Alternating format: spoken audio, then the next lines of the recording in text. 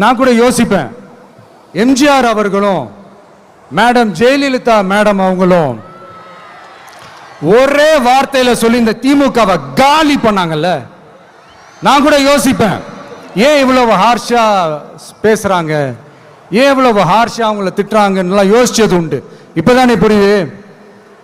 அவங்க ரெண்டு பேரும் சொன்னதை இப்ப நானும் ரிப்பீட் பண்றேன். திமுக ஒரு தீய சக்தி,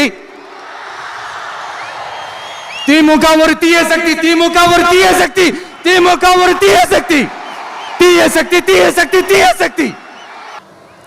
இப்ப ரீசெண்டா ஒரு இடத்துல நம்ம சிஎம் சார் அவர்கள் பேசும்போது சொன்னாங்க, என் கேரக்டரையே புரிஞ்சுக்க மாட்டேங்கிறேன்.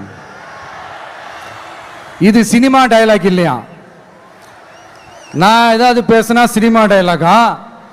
சார் பேசினா அது சினிமா டயலாக் இல்லையா? சிலப்பதிகாரத்திலிருந்து எடுத்ததா அந்த லைன், என் கேரக்டரையே புரிஞ்சுக்க மாட்டேன்றது. எதுல தான் சார் உங்க கேரக்டர் நாங்க புரிஞ்சுக்கிறது? ஆனா ஒண்ணு, தமிழ்நாட்டில் ஆட்சி செய்யற நீங்களும் சரி, ஒன்றியத்தில் ஆட்சி செய்யறவங்களும் சரி, நீங்க ரெண்டு பேரும் முதல்ல என்னோட கேரக்டரை புரிஞ்சுக்கணும் சார். விஜய்க்கு கொள்கை எதிரி யார் என்று சொல்கிறாரோ அவரையே சொல்லட்டும், அரசியல் எதிரி யார் என்று சொல்கிறாரோ சொல்லட்டும்.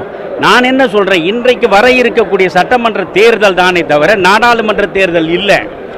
சட்டமன்ற தேர்தலில் உங்கள் அரசியல் எதிரியை வீழ்த்துவதற்கு தான் நீங்கள் முனைய வேண்டும். நாளைய நாடாளுமன்ற தேர்தலில் நீங்கள் கொள்கை எதிரியை பார்த்து கூறி வையுங்க. இன்றைக்கு உங்கள் முன்னால் இருப்பது உங்கள் அரசியல் எதிரி என்று நீங்கள் யாரை பிரகடனப்படுத்துகிறீர்கள்? திராவிட முன்னேற்ற கழகத்தை தானே. தீய சக்தி என்று எதை நீங்கள் சொல்கிறீர்கள்? திராவிட முன்னேற்ற கழகத்தை தானே. எனவே அந்த திராவிட முன்னேற்ற கழகத்தை வீழ்த்துவதற்கு ஒரு வலிமையான கூட்டணியில் நீங்கள் இடம்பெற வேண்டும் என்று சொல்கிறேன்.